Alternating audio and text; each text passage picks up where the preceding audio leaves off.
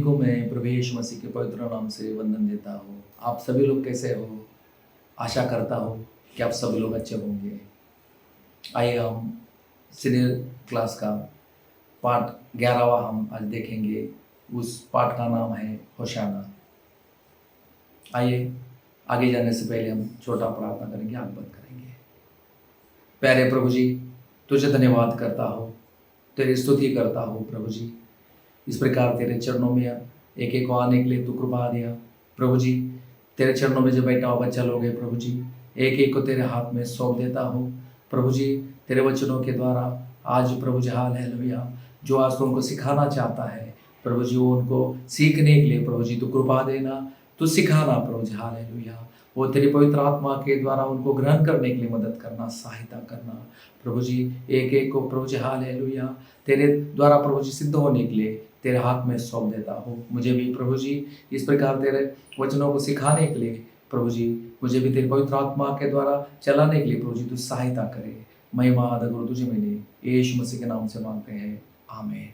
आगे का पाठ हम सीखने से पहले पिछला पाठ 10वां पाठ में हमने जो यीशु मसीह का उपदेश भाग 2 में हमने क्या क्या सीखा था, थोड़ा याद करके हम आगे जाएंगे। उस उपदेश का विषय में हमने सीखा कि उसका मसीह जीवन का जो 7 स्टेप्स है वो क्या क्या है। पश्चाताप से लेकर एक एक हमने देखा था।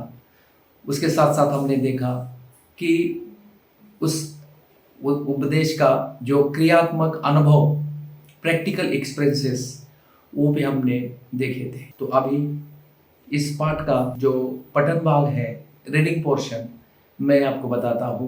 आप आपका बाइबल में लिख लीजिए। मत्ती का सुसमाचार उसका 21 अध्याय का 1 वचन से 11 वचन, मरकुस का सुसमाचार उसका 11 अध्याय का 1 से 11 वचन, लूका का सुसमाचार उसका 19 अध्याय का 28 से 44 वचन, यूहन्ना का सुसमाचार उसका 12 अध्याय का 12 से 19 वचन।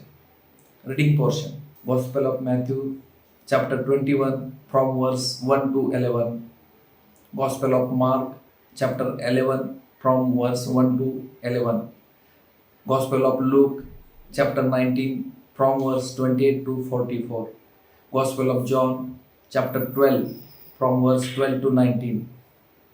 मेमोरी वर्स, याद करने का वचन मैं पढ़ता हूँ। मत्ती का सुसमाचार उसका 21 अध्याय का 4 और 5। यह इसलिए हुआ कि जो वचन भविष्यद्वक्ता के द्वारा कहा गया था वह पूरा हो। सिय्योन की बेटी से कहो, देख तेरा राजा तेरे पास आता है, वह नम्र है और गदहे पर बैठा है, वरन लादू के बच्चे पर। Gospel of Matthew chapter 21 verse 4 and 5। All this was done that is might be fulfilled which was spoken by the prophet, saying, Tell ye the daughter of Sion, behold, thy king cometh unto thee, meek, and sitting upon an ass, and a colt the foal of an ass। यहाँ पे इस पाठ का नाम जो होशाना है, उस शब्द का जो अर्थ है उसके विषय में हम देखेंगे। ये होशाना जो शब्द है हिब्रू भाषा का 2 शब्दों से मिलकर बना हुआ है। एक है याशा जिसका मतलब है उद्धार, और दूसरा है अन्ना मतलब विनती करना।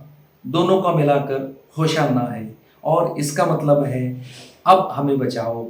होशाना मीन्स सेव अस नाउ। ये जो हिब्रू शब्द है ये भजन संहिता 118 का 25 वचन में हमको दिखाई देता है, वहाँ पे इस्तेमाल हुआ है। वो वैसे ही शब्द ये नया नियम में इस्तेमाल किया गया है। ये इसका प्रभु यीशु मसीह का स्तुति करते हुए इस शब्द को इस्तेमाल किया गया है। इस पाठ का जो उद्देश्य है वो हम समझना, यीशु मसीह जो राजाओं का राजा है और जो अशुद्धता और पाप से घृणा करता है, इसलिए हमें एक पवित्र जीवन जीना चाहिए और पवित्रता के लिए खड़ा होना चाहिए। तो इसलिए इस उद्देश्य को याद करते हुए हम उस बात को समझना। यीशु मसीह जो राजाओं का राजा, जो पाप से घृणा करता है, वो हमको उसका धार्मिकता में और उसका पवित्रता में खड़ा करना चाहता है। तो इसलिए हम उसमें खड़ा होने के लिए हम सौंप देना चाहिए। हमने पिछले पाठों में देखा था कि यीशु मसीह मानव जाति को उद्धार देने के लिए आया, इसलिए वो अपने आप को क्रूस पर मरने के लिए दे दिया और मरों में से तीसरे दिन जी उठा। दूसरा, वो यहूदियों का राजा होकर भी आया। मत्ती उसका सुसमाचार में यीशु मसीह को यहूदियों का राजा होकर वो उसे प्रकट करता है। वो दावीद का पुत्र होकर आया। वो एक गधे के ऊपर एक राजा के जैसा बैठकर वो आया। तो इस प्रकार यीशु मसीह उसका जो मृत्यु का समय निकट आया, तब उसने अपना सफर यरूशलेम की ओर शुरू किया। यीशु गलील में रहने वाला था, जो काना के उत्तर दिशा में था। यीशु वहां से निकलकर बेथानी गांव में आया और वहां कुछ दिनों के लिए रहा। हम जानते हैं इसी बेथानी गांव में मार्था, मरिया और उसका भाई लाजर रहते थे। वहां से यीशु आगे बेतफगे गांव में आया, जो यरूशलेम के निकट था। वहां पे यीशु मसीह ने अपने चेले लोगों को कहा कि सामने के गांव में जाओ, वहां पे तुमको एक गधी और उसका बच्चा तुमको बंधा हुआ दिखाई देगा, तब तुम उसका बंधन को छोड़कर मेरे लिए उसको लेके आओ। तुमको कोई छुड़ाते समय पूछेगा कि तुम इसको क्यों छुड़ा रहे हो, तो उनको कहना कि प्रभु को इसकी आवश्यकता है, तब वो तुम्हें तुरंत जाने देंगे। तो इस प्रकार जैसा यीशु मसीह ने कहा था, वैसे ही वो चेले लोग वहां गांव में गया और उन्होंने वैसे ही पाया, उधर गधी और एक बच्चा द्वार के पास बंधा हुआ था। तब उन्होंने उसको छुड़ाने लगे। तब कुछ लोगों ने पूछा कि क्यों उसको छुड़ा रहे हैं। तब उन्होंने जवाब दिया कि प्रभु को इसकी आवश्यकता है, इसलिए हम उसको लेके जा रहे हैं। तब उन्होंने जाने दिया। तो इस प्रकार यीशु मसीह एक गधे के ऊपर बैठकर वो इस प्रकार उसका सफर शुरू करने के लिए चाहा। जब यीशु मसीह को पास जब चेले लोग गधे को लेके आया, तब उन्होंने क्या किया, अपना कपड़ा उसके ऊपर बिछा दिया और उसके ऊपर यीशु बैठ गया। तो यीशु जो राजाओं का राजा है, वो एक गधे के ऊपर बैठना पसंद किया। पुराने समय में हम देखते हैं कि राजा लोग घोड़े के ऊपर बैठकर सफर करते थे, लेकिन और उसी समय जो भविष्यवक्ता लोग थे वो गधे के ऊपर बैठकर सफर करते थे। लेकिन राजाओं का राजा, प्रभुओं का प्रभु गधे के ऊपर बैठकर सफर करना वो पसंद किया। जकरिया का किताब 9 अध्याय का 9 वचन, हे सियोन बहुत ही मगन हो, हे यरूशलेम जय जयकार कर, क्योंकि तेरा राजा तेरे पास आएगा। वह धर्मी और उद्धार पाया हुआ है, वह दीन है और गधे पर वरन गधी के बच्चे पर चढ़ा हुआ आएगा। यीशु मसीह आने से पहले 500 साल ये जकरिया नबी के द्वारा ये भविष्यवाणी किया गया है और यह उस समय पूरा हो गया। तो यीशु मसीह जो राजाओं का राजा, वो नम्र होकर, दीन होकर एक गधे पर बैठकर आया है। इस प्रकार जकरिया ने भविष्यवाणी पहले किया था। तो उस गधे को छुड़ाकर जब चेलो लोगों ने यीशु के पास लाया, तो उसके ऊपर कपड़े डालकर यीशु उसके ऊपर बैठ गया और वो आगे यरूशलेम की ओर चला।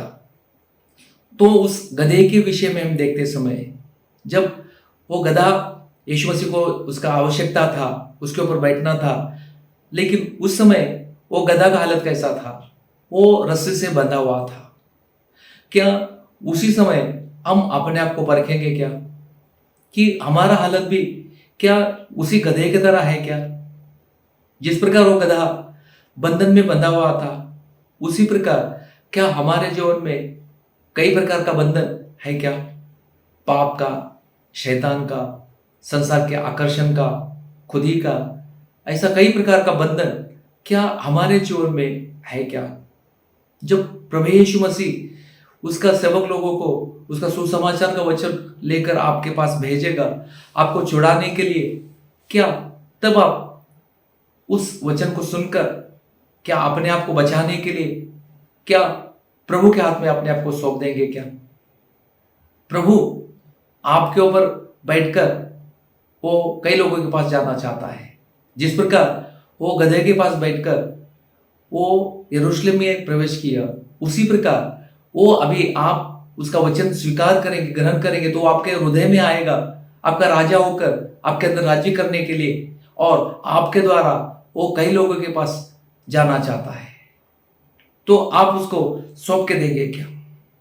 तो आप क्या करना है? अपना पाप और अपना अशुद्धता प्रभु से कबूल करना है। वो आपके हृदय में से आपके पाप को, आपकी अशुद्धता को, कई प्रकार के बंधन से आपको शुद्ध करेगा, पवित्र करेगा, और उसी समय आपके द्वारा वो कई लोगों के पास वो आगे जाएगा।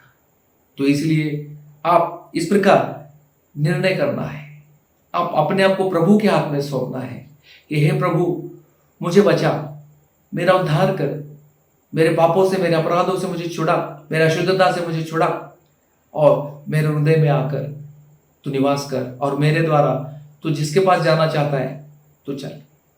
तो इस प्रकार आज हमारे जीवन में हम प्रभु के हाथ में सौंप कर देना है। पहला कोरिन्थी पहला अध्याय में हम पढ़ते हैं कि परमेश्वर ने जगत के मूर्खों को चुन लिया। तो हम गधे की तरह एक मूर्ख के जैसा हम प्रभु के लिए सौंप के देंगे तो प्रभु हमारा इस्तेमाल करेगा।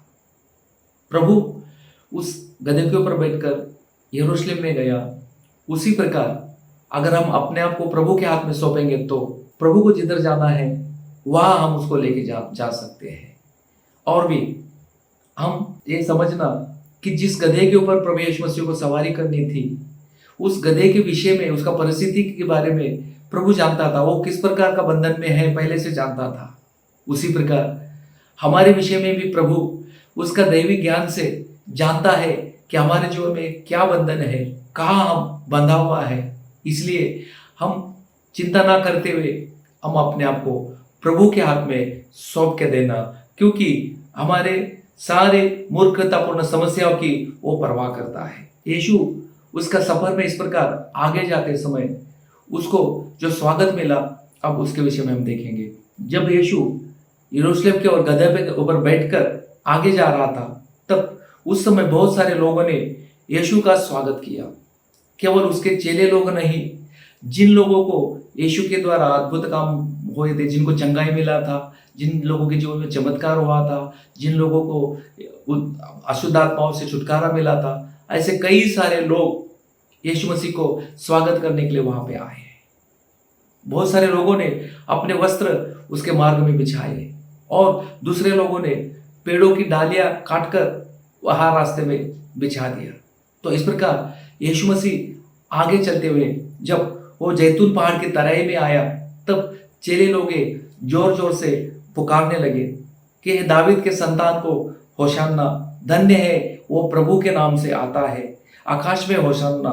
फिर भी यरूशलेम के जो बड़े लोग थे, जिनको ये जकरिया ने किया हुआ भविष्यवाणी है वो जानते थे, फिर भी यीशु का स्वागत करने के लिए उसमें से कोई भी आगे नहीं आया। लेकिन यीशु का स्वागत करने के लिए बड़ी भीड़ वहां से गीत गाते हुए आगे चले आए। और इस प्रकार होशाना जो वो लोग गाता था, उसका मतलब है, हमने जैसा देखा कि अब हमको बचाओ, सेव अस नाउ। जब यीशु मसीह यरूशलेम में प्रवेश किया तो नगर में बहुत हलचल मच गई। लोग यीशु मसीह के जय जयकार कर रहे थे, बहुत सारे लोग उसकी स्तुति कर रहे थे, और बहुत सारे लोग ऐसा इस प्रकार पूछ रहे थे कि ये क्या हलचल हो रही है, ये कौन है, कहाँ से आया है। तो इस प्रकार कुछ लोगों ने जवाब दिया कि ये गलील के नासरत का भविष्यद्वक्ता यीशु है।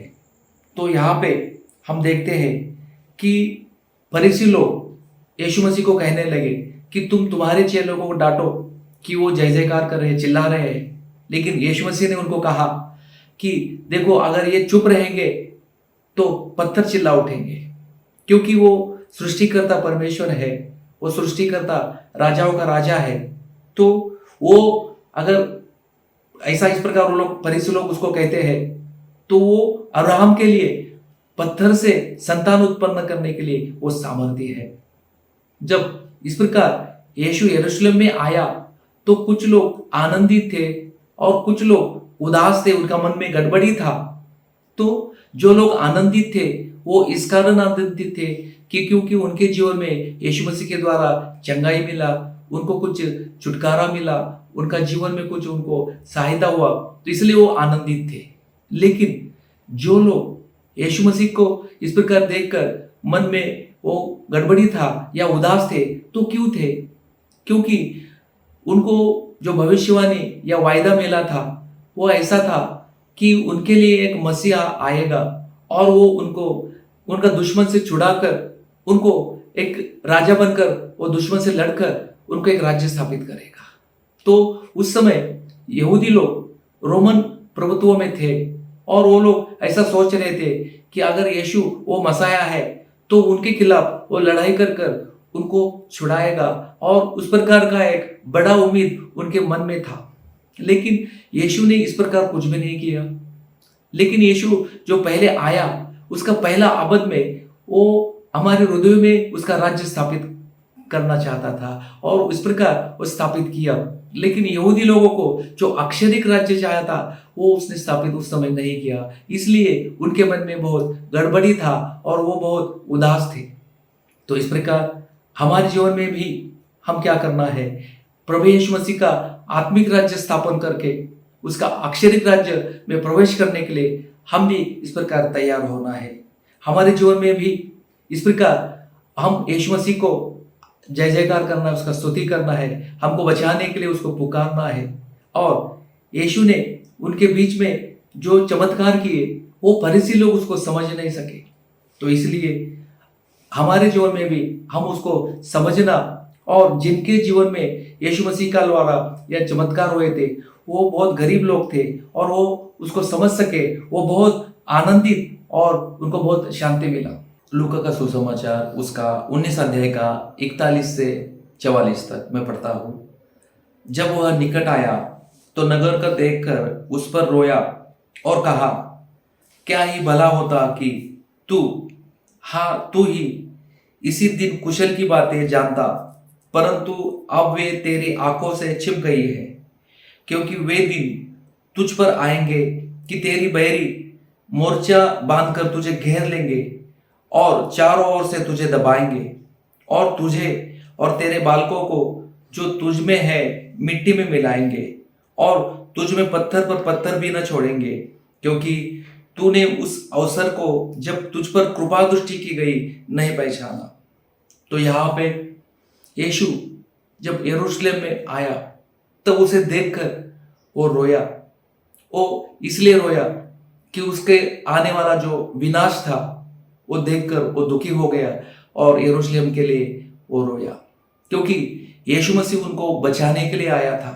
उनका विनाश होना वो नहीं चाहता था, उनको बचाने का सामर्थ्य उसके पास था।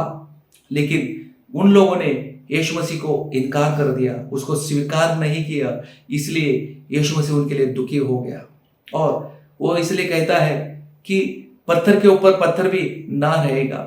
अगर वो बातें तुमने जान लेती और समझ लेती और मान लेती तो तुम्हारा मैं उद्धार कर सकता, तुमको मैं बचा सकता था। लेकिन मैं अभी तुमको बचा नहीं सकता क्योंकि तुमने मुझे इनकार किया है। आगे और मत्ती में यीशु क्या कहता है वो भी मैं पढ़ूंगा। मत्ती का सुसमाचार उसका 23 अध्याय का 37 से 38। हे यरूशलेम, तू भविष्यद्वक्ताओं को मार डालता है और जो तेरे पास भेजे गए उन पर पथराव करता है।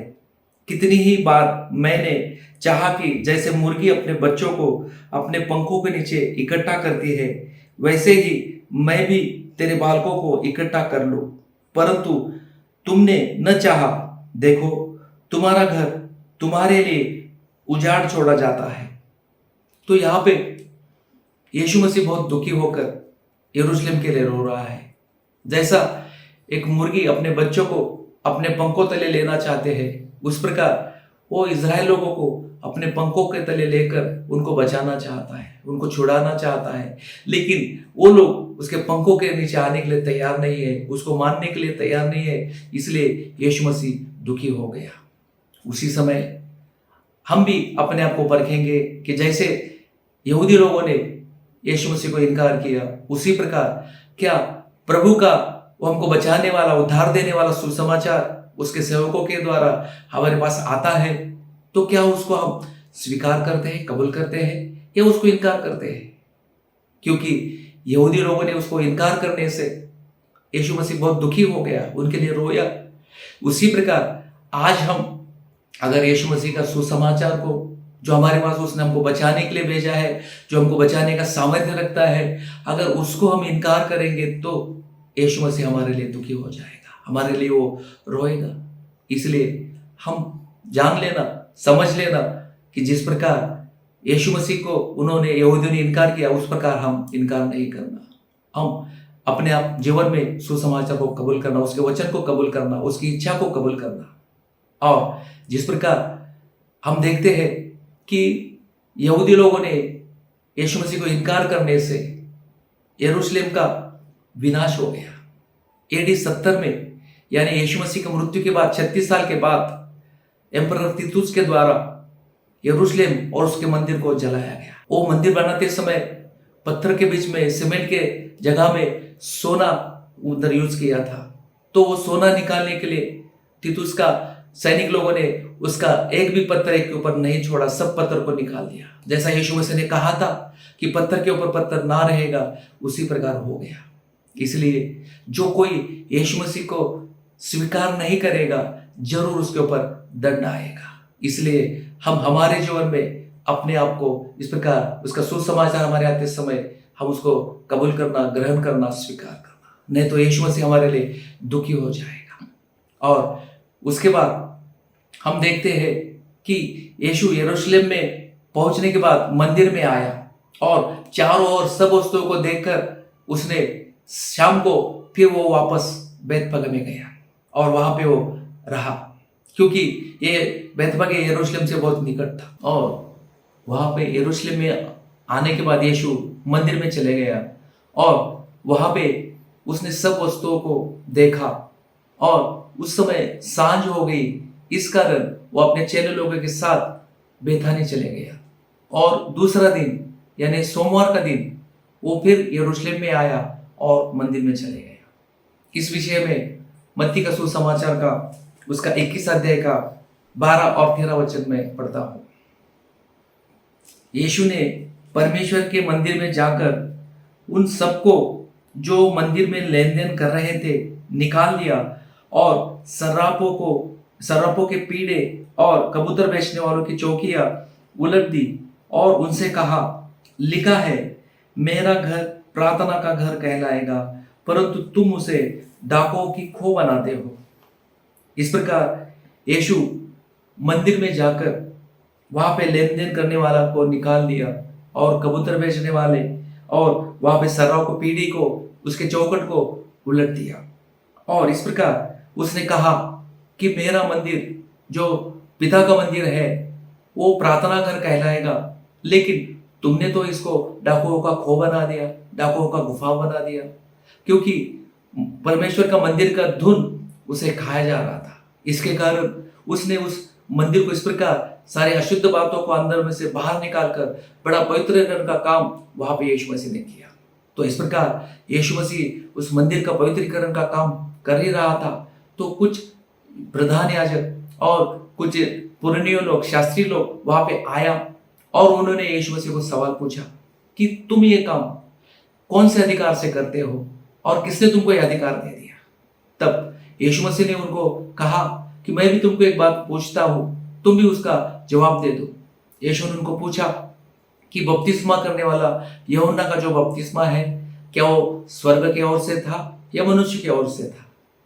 अगर वो लोग उसका जवाब देते कि यूहन्ना करने वाला बपतिस्मा का जो बपतिस्मा है वो स्वर्ग की ओर से था, तब यीशु मसीह उनको सवाल पूछेगा कि तुमने उसको क्यों फिर विश्वास नहीं किया। और अगर वो कहते थे कि वो बपतिस्मा करने वाला यूहन्ना का बपतिस्मा वो मनुष्यों की ओर है, तो लोग उनको पथराव करते थे, क्योंकि लोग बपतिस्मा करने वाले यूहन्ना को एक भविष्यवक्ता का मानते थे। तो इस प्रकार यीशु मसीह ने भी उनको कहा कि मैं भी तुमको उत्तर नहीं देता, क्योंकि उन्होंने उनको जवाब दिया कि हम बता नहीं सकते कि बपतिस्मा करने वाला यूहन्ना का बपतिस्मा कहाँ से था। तो यीशु ने इस प्रकार उनको भी जवाब नहीं दिया कि मैं भी कौन से अधिकार से करता हूँ, मैं तुमको नहीं बताऊंगा। यीशु मसीह आते समय नया नियम में हमको एक मंदिर दिखाई देता है। ये मंदिर हेरोद राजा ने बनाया था, जिसको बनाने के लिए 46 साल लगा था। लेकिन पहला मंदिर जो है वो शलमोन राजा के द्वारा बनाया गया था। वो ये मंदिर नबूकदनेस्सर राजा के द्वारा BC 586 में उसको तोड़ा गया था, पूरी तौर पे उसको गिराया गया था। उसके बाद एजरा, जरुब्बाबेल और नहम्याह के द्वारा वो मंदिर 70 साल के बाद फिर से खड़ा किया गया था, बनाया था। तो वो मंदिर बनाने के बाद ये अभी जो यीशु मसीह का समय में मंदिर है वो हेरोद राजा के द्वारा बनाया गया मंदिर है। तो इस प्रकार ये जो मंदिर है, इस मंदिर को शैतान ने अशुद्ध किया था, उसमें अशुद्ध बातें थी, उसको यीशु मसीह ने पवित्र कर दिया। उसी प्रकार हमारा हृदय भी परमेश्वर का मंदिर है। उस हृदय को भी शैतान ने कई सारे अशुद्ध बातों से अपवित्र किया हुआ है, ताकि उसमें परमेश्वर निवास ना कर सके।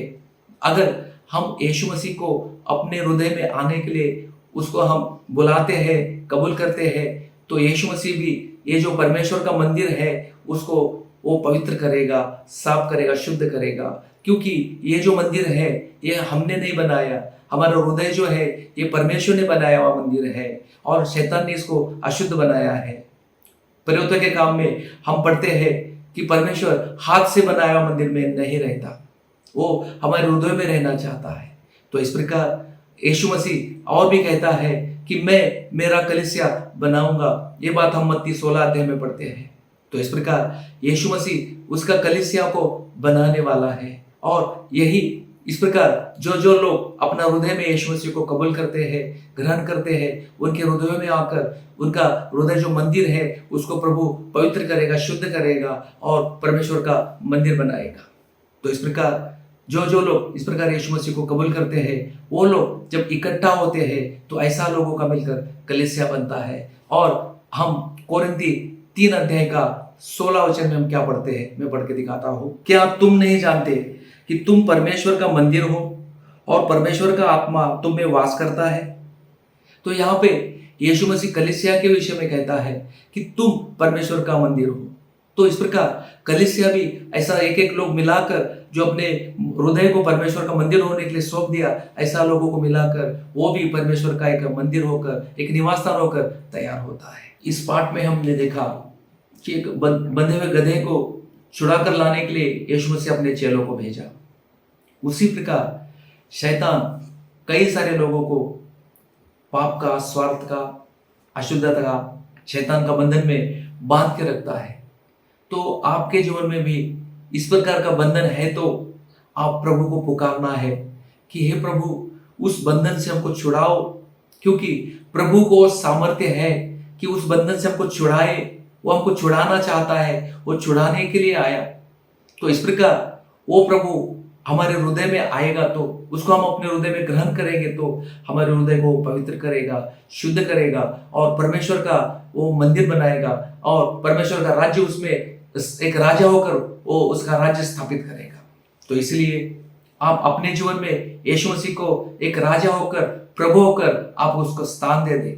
और जो यीशु मसीह पहले आमद में इस प्रकार एक दीन होकर गधे के ऊपर बैठकर इस प्रकार आया, वही प्रभु यीशु मसीह उसका दूसरे आमद में महिमा के साथ, सामर्थ्य के साथ वो आने वाला है। और जिनके अंदर अभी ये परमेश्वर का राज्य है उनको उसका अक्षरिक राज्य में वो प्रवेश कराएगा, क्योंकि उस समय वो परमेश्वर का अक्षरिक राज्य पृथ्वी के ऊपर स्थापन करेगा। इसलिए अभी भी समय है, आप अपने हृदय में उसको प्रभु और राजा होकर उसको स्थान दे दो, उसको कबूल करो और अपने हृदय को परमेश्वर का मंदिर बनाओ।